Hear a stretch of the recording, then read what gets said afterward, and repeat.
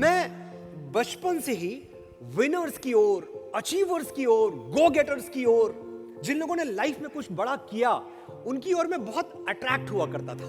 आज मुझे कितना गर्व है इस बात पे कि मैं उन लोगों के सामने बोल रहा हूं जिन्होंने हिंदुस्तान का सबसे बड़ा, सबसे कठिन, सबसे चैलेंजिंग एग्जाम क्लियर किया है यहां तक पहुंचने के लिए।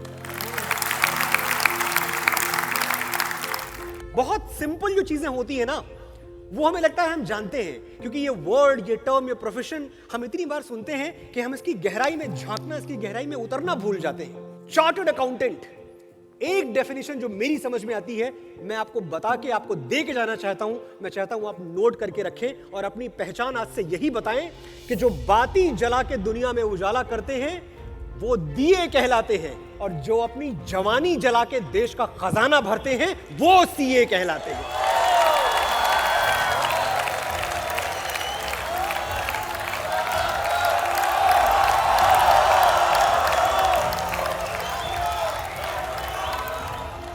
जो बाती जला के उजाला करते हैं वो दिए कहलाते हैं, और जो अपनी जवानी जला के देश का खजाना भरते हैं वो सीए कहलाते हैं।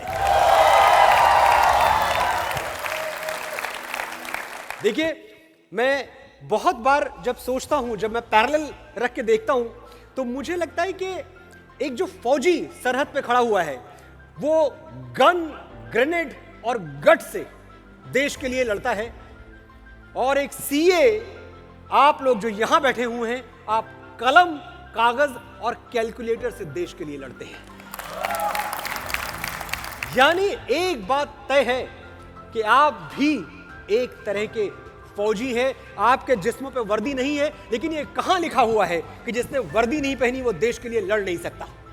ये कहां लिखा हुआ है कि जो फौजी बूट्स पहन के सरहद पे नहीं गया वो अपनी मिट्टी से मां की तरह प्यार नहीं कर सकता?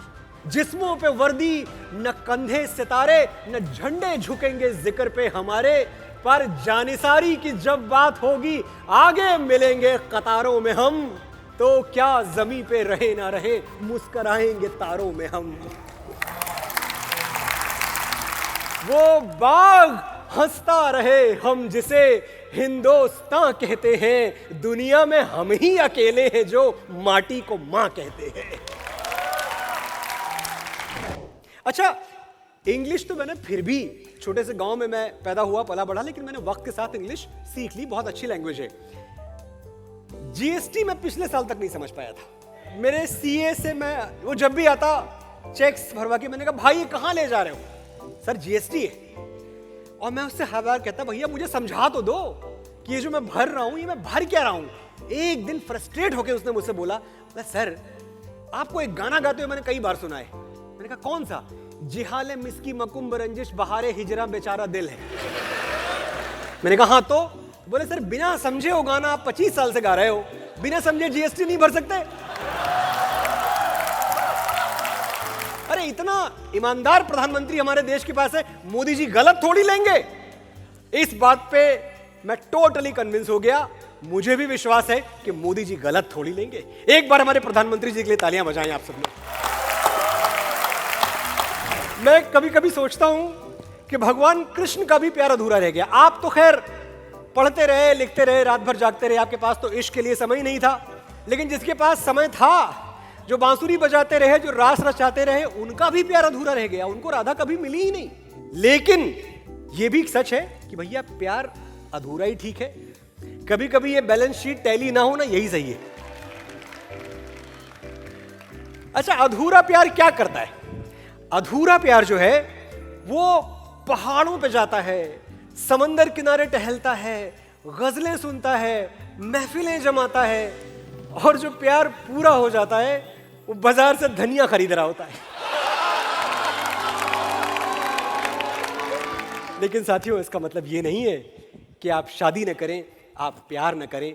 प्यार करना ताकि ये जिंदगी जीने के काबिल बन जाए। प्यार करना ताकि सीने में रखा हुआ पत्थर धड़क उठे और दिल बन जाए।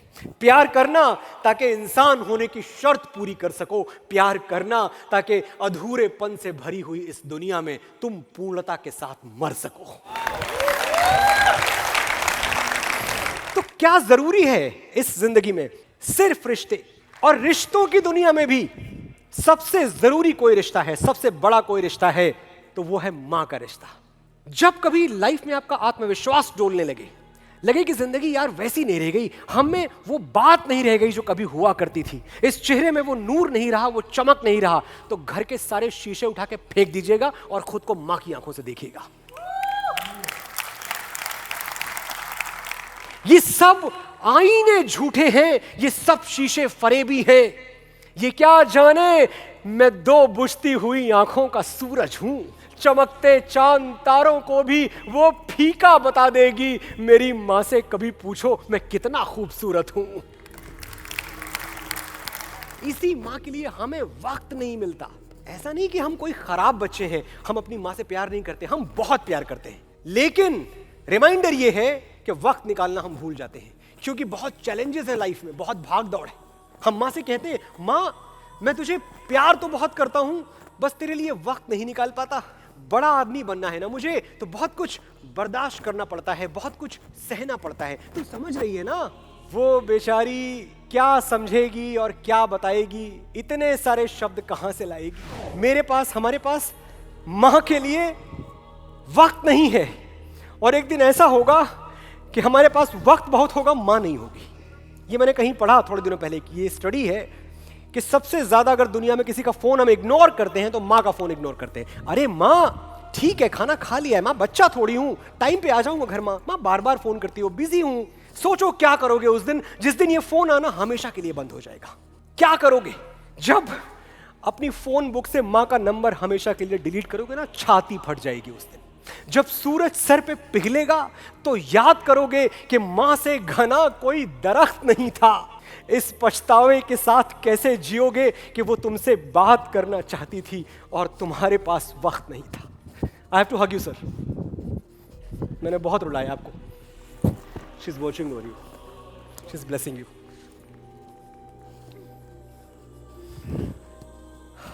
बधाई हो, तुमने बहुत बड़ा घर ले लिया, आलीशान घर ले लिया, और उस घर में मां को एक अलग कमरा भी दे दिया। तुम ये सोच के खुश हो कि जहां लोग मां को बरामदे में रखते हैं तुमने कमरे में रखा है। बहुत अच्छे बेटे हो तुम, शाबाश।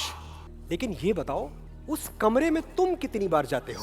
कमरा देने से उसका हिसाब कैसे बराबर होगा जिसका कर्जदार है तुम्हारे खून का एक एक कतरा, तुम्हारे वजूद का एक एक रेशा। 9 महीने जिसने तुम्हें कोख में रखा, 3 साल हथेलियों पर और जिंदगी भर दिल में। उसे कमरे में नहीं पलकों पे रखना मेरे दोस्त, हमेशा। और जब कभी आप उस कमरे में जाएं जहां मां रहती हैं, जहां बाबूजी रहते हैं, तो एक बार अपनी कौशल्या के पैर छूने के बाद एक जोर का एक टाइट हग उस दशरथ को भी देना, उस हवाई चप्पल वाले हीरो को जिसकी कुर्बानियां, जिसके त्याग लिखने के लिए इतिहासों को स्याही नहीं मिली। हमने अपने पिता से कभी उनकी सैलरी नहीं पूछी, बस ये लगता था कि बाबूजी हैं तो बाजार के सारे खिलौने अपने हैं, जिस चीज पे हाथ रख देंगे वो गिफ्ट रैप होकर घर आ जाएगी। हम सिर्फ फरमाइशें बताते थे पिताजी को, कभी उनसे उनकी सैलरी नहीं पूछते थे। किताबों में पढ़ा था जितनी चादर उतना पांव फैलाओ, अपनी हदों से बाहर मत जाओ। लेकिन मेरे पापा मेरे लिए दुनिया की हर चीज ले आते। मैं चांद मांग लेता तो आसमान से चांद खींच ले आते। अच्छा वक्त आया, किस्मत ने मेरे पैरों तले कालीन बिछा दी, पर वैसी अमीरी फिर नहीं देखी जो पापा ने 2000 की सैलरी में दिखा दी।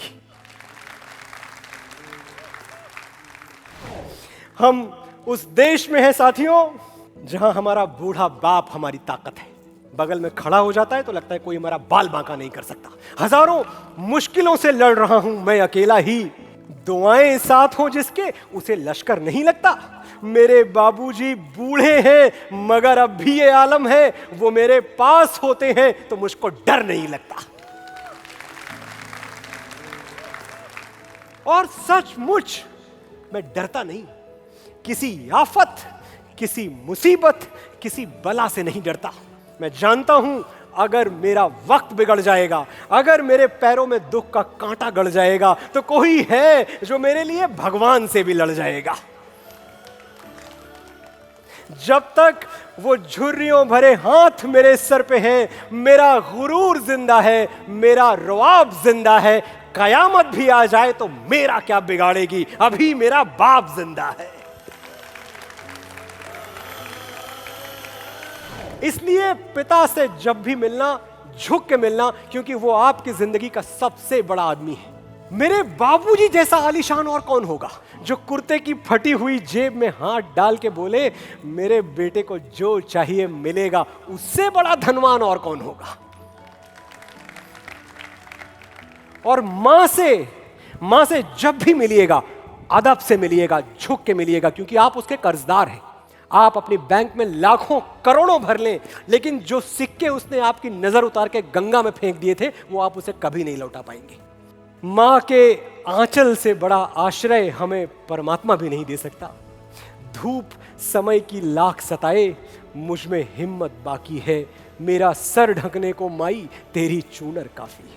आपने बहुत धैर्य से सुना, बहुत ध्यान से सुना। बहुत बहुत बहुत आभार आपका। Thank you.